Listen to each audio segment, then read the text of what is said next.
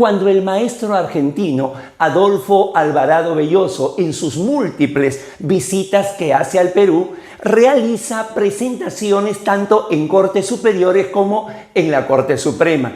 Y ya es conocido que se ha institucionalizado en el país que jueces, fiscales y abogados utilizamos una cinta y una medalla. De tal manera que cuando se presenta a la mesa de honor está flanqueado por jueces o también por fiscales, todos ellos con una cinta y una medalla. De tal manera que es llamativo que el único que en la mesa de honor no presenta este distintivo sea justamente Adolfo Alvarado Belloso, que claro, luego al comenzar su charla, al comenzar su perorata y ser escuchado por jueces y fiscales con gran atención y admiración, deja una postal, insisto, que es inédita, que a pesar de que el jurista rosarino no lleva ni la cinta ni la medalla que establece la autoridad jurisdiccional y la autoridad fiscal, sin tener aquello, si se quiere, expresa, derrocha una mayor autoridad, que viene a ser justamente la autoridad académica, la autoridad del pensamiento, la autoridad de su doctrina.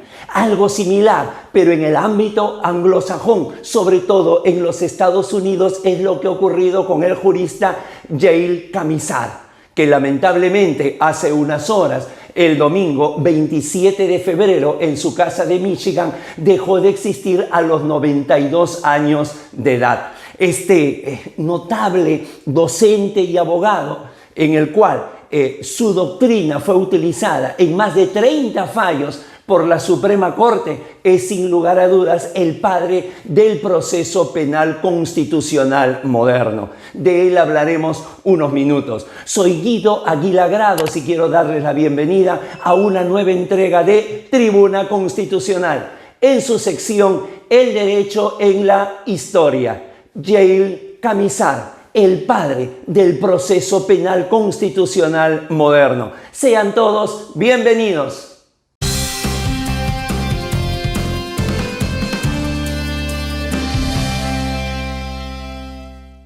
Yale Camisar, para los estudiosos del derecho anglosajón, viene a ser uno de los más grandes juristas de todos los tiempos, si no el mejor. Y es que en realidad sus trabajos académicos, fundamentalmente entre la década de los 50 y los 80, marcaron a fuego la historia de la jurisprudencia norteamericana, no solamente porque la Suprema Corte los tomaba, sino porque se descansaba en la lógica, esto es, en los derechos civiles de las personas afrodescendientes, de los propios latinoamericanos, y sobre todo se le reconoce que fue el arquitecto del proceso penal constitucional moderno, esto es, un proceso absolutamente respetuoso de lo que viene a ser una república, de lo que viene a ser un Estado constitucional de derecho y de lo que viene a ser la dignidad de las personas.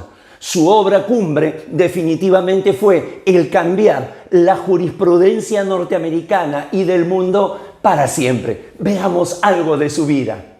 El profesor Camisar nació en Nueva York en 1929 de padres panaderos.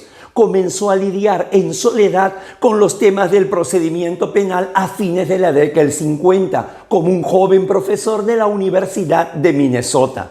Para esa época, los temas de procedimiento penal se consideraban en gran medida un espectáculo secundario y marginal frente a las grandes cuestiones del derecho constitucional.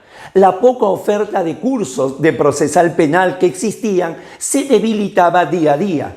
Todos esperaban que el profesor Camisar pasara rápidamente a enseñar las leyes antimonopolio, un área que conocía muy bien desde que trabajaba para un bufete de abogados de Washington. Su militancia por los derechos civiles y su pasión por las garantías constitucionales del individuo pudieron más.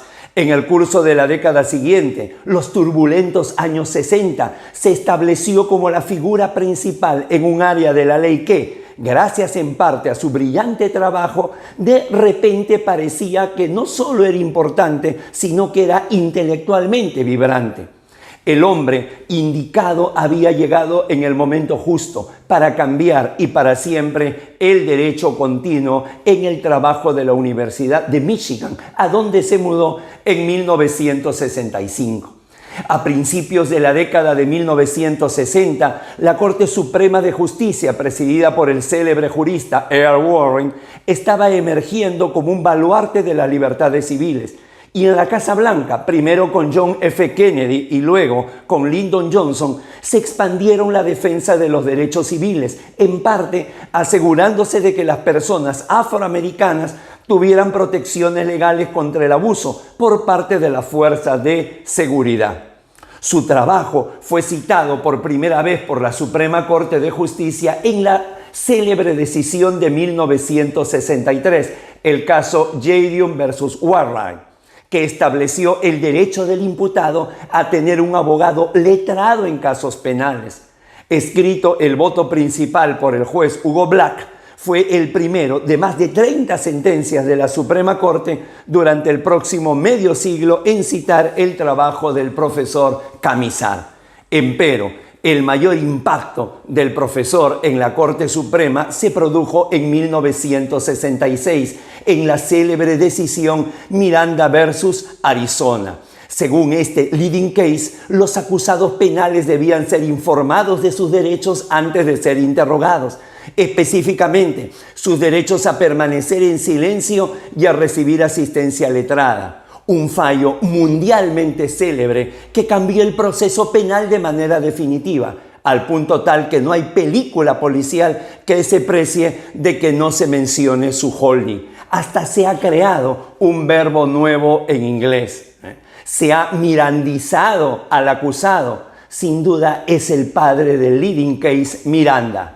El año anterior al fallo Miranda, esto es, en 1965, el profesor Yale Camisar escribió un ensayo en el cual comparaba el sistema de justicia estadounidense con una puerta estrecha que daba ingreso a una inmensa mansión. Esto es, la mansión venía a ser el juicio, el proceso en sí, donde se da el debate entre el abogado y el fiscal y hay un espacio amplio de discrecionalidad para el jurado en presencia del juez. Sin embargo, para llegar a esa mansión había una puerta estrechísima que él lo comparaba justamente con las comisarías, con interrogatorios que más todavía sonaban a tormentos que a una garantía.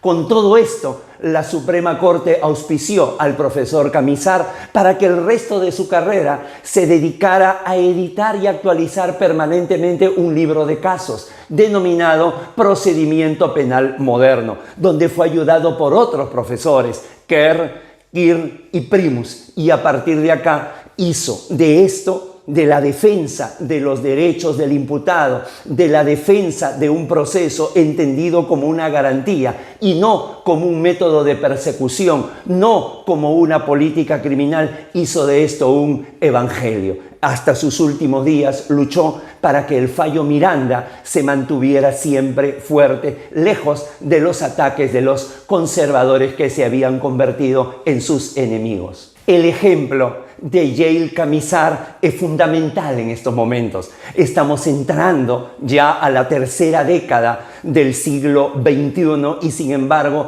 todavía la Corte Interamericana de Derechos Humanos sanciona a los países porque vulneran derechos de justicia.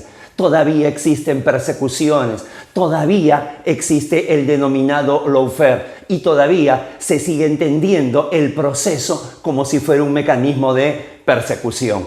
Que su ejemplo sea un eco permanente, un eco inacabable que se sume al garantismo procesal y se entienda finalmente, como señala Alvarado Belloso, que el proceso es una garantía, la garantía señalada por el propio texto constitucional. Han sido muy amables, no olvide suscribirse, no olvide difundir. Muchísimas gracias por su atención, un fuerte abrazo.